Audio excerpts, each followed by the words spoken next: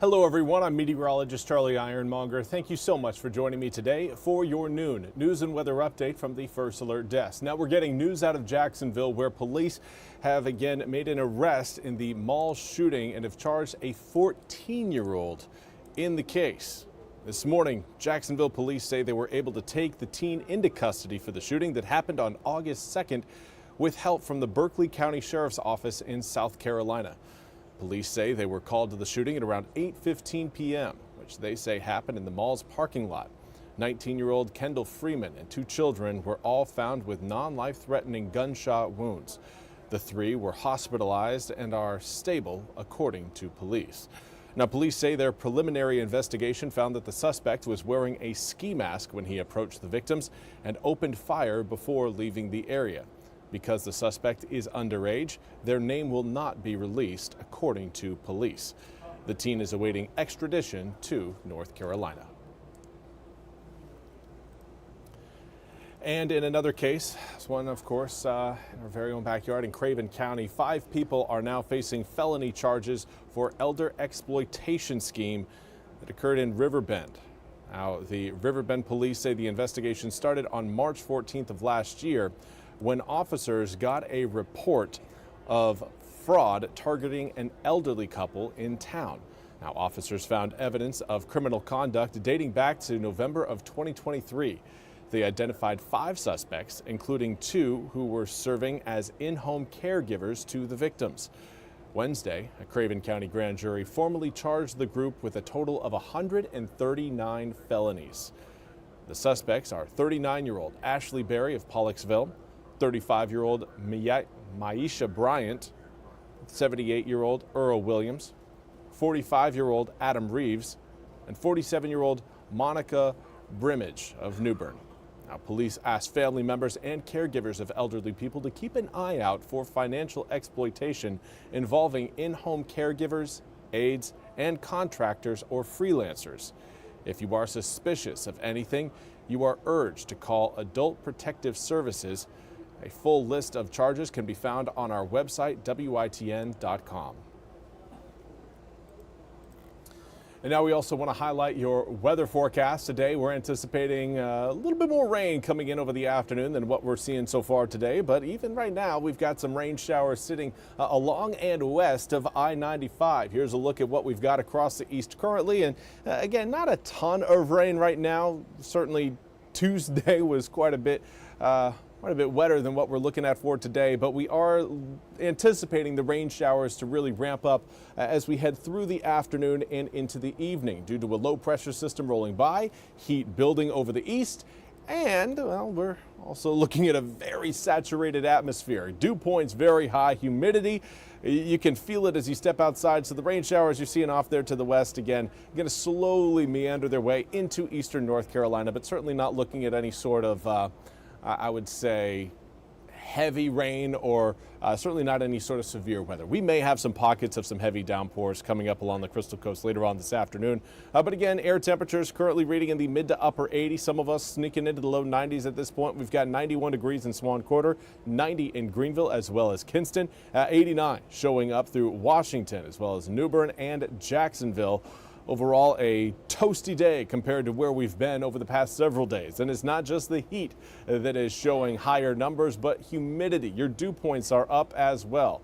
So as we head through the next few days, we're going to maintain a decent chance of rain because of that humidity. The higher the humidity is, the easier it is for the atmosphere to produce some rain showers. Now, really quickly, do want to say good afternoon to Gene Carr as well as Amanda Bloom. And Amanda, yeah, pretty humid, that is for sure. It is crazy humid out there. Normally, we would look at humidity, your dew points, it being high once we reach into the mid 70s. So, 74, 75, 76 degree dew point, that's high. You can feel it. That's enough humidity in the air to get you sweating without doing a whole lot. So when we push those dew points up into the upper 70s to low 80s like we're at right now, it makes it even more oppressive. It also, again, leads to a better opportunity for rain showers, and that's exactly what we're going to be seeing coming up later on this afternoon. But the reason why we are so humid, Obviously, it's August, so that has a lot to do with it. Normally, we do get very humid in August, but it's the west to southwesterly winds that we're seeing across the east right now. Yesterday, it was August, and yesterday we were less humid than we were today. But the longer these southwesterly winds hold, the higher your humidity will get. Current wind speeds right now ranging between around 5 to 10 miles an hour across most of eastern North Carolina. Of course, those of you watching along the coast in Carteret County are probably yelling at me, Charlie, 14 in Beaufort right there. Yep, you guys are the outlier, the breezy ones of the day, at least so far. Now, later on this afternoon, winds will be picking up around any thunderstorms that do develop. Air temperatures reaching into the upper 80s, low 90s here as we head through the next few hours. Already, again, kind of seeing those levels as we speak. So as cloud cover starts to thicken because of that heat and humidity combo, it will kind of level off our air temperatures, and then we'll gradually see them slowly fall as those raindrops really start to come down over eastern North Carolina. 84 degrees by 6 turns to 82 by 7, and then we're into the upper 70s from 8 p.m.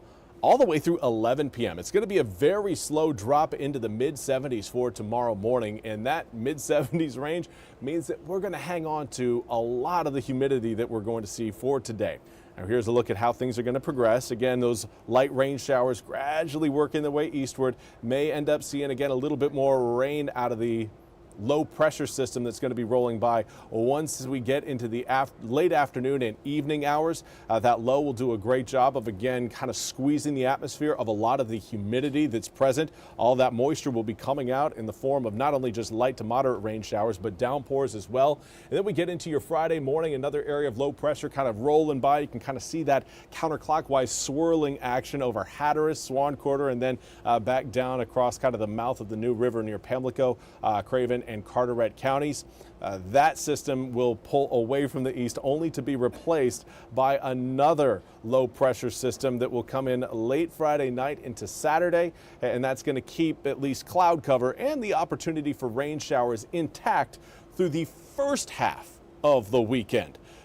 Second half is looking very nice because that low pressure system you're seeing back towards Mississippi and Alabama, that's going to gradually fall apart and really won't amount to a whole lot for Saturday other than, again, some morning showers and a little bit of cloudiness. But after that system clears the coast or really just falls apart over South Carolina, we're going to see air temperatures overnight drop down into the upper 60s. Again, cooler air will start to move into eastern North Carolina. Now, your daytime highs are going to remain really right around our seasonal norm, upper 80s to low 90s. But feeling more comfortable has a lot more to do with humidity this time of year than it really does with air temperatures. It can be super humid, and trust me, 80, 82, 83, 84 degrees is still going to feel hot, but 90 degrees with lower humidity, way more tolerable. 67-degree overnight low Saturday night into Sunday morning is an indicator that we will be seeing lower humidity coming up for Sunday. Saturday's that transition day. We'll start humid, but we will finish quite a bit drier. So again, Sunday, if you've got any sort of outdoor plans or anything you need to get done this coming weekend, I would plan on Sunday being a great day for it. Now, coming up next week, obviously, we're going to be keeping a very close eye on Tropical Storm Erin. Still a tropical storm. Rough surf is expected. We're anticipating not only just rough surf, but also the possibility of higher rip current threats, obviously, but more beach erosion. We could potentially even see some ocean overwash if Erin does move a little bit closer to eastern North Carolina than what models have been suggesting. Now, everything is really starting to work its way westward, which is bad news for us, but we still have the opportunity to see that system split Hatteras and Bermuda, which will save many inland areas from some pretty big hurricane-style headaches. So for now, what we really want to tell people is make sure that your hurricane kits are all up to date and squared away. And then 2, anticipate, again, beach impacts starting to be felt as early as Monday night of next week, but more so Tuesday, Wednesday, Thursday, Friday, Saturday, and Sunday of next week, as Erin is expected to make at least a pass by eastern North Carolina. Now, we'll have more details on Erin and, of course, the tropics coming up at the top of the hour. Until then, I hope you all have a wonderful rest of your day. We'll see you back here coming up at 1 o'clock.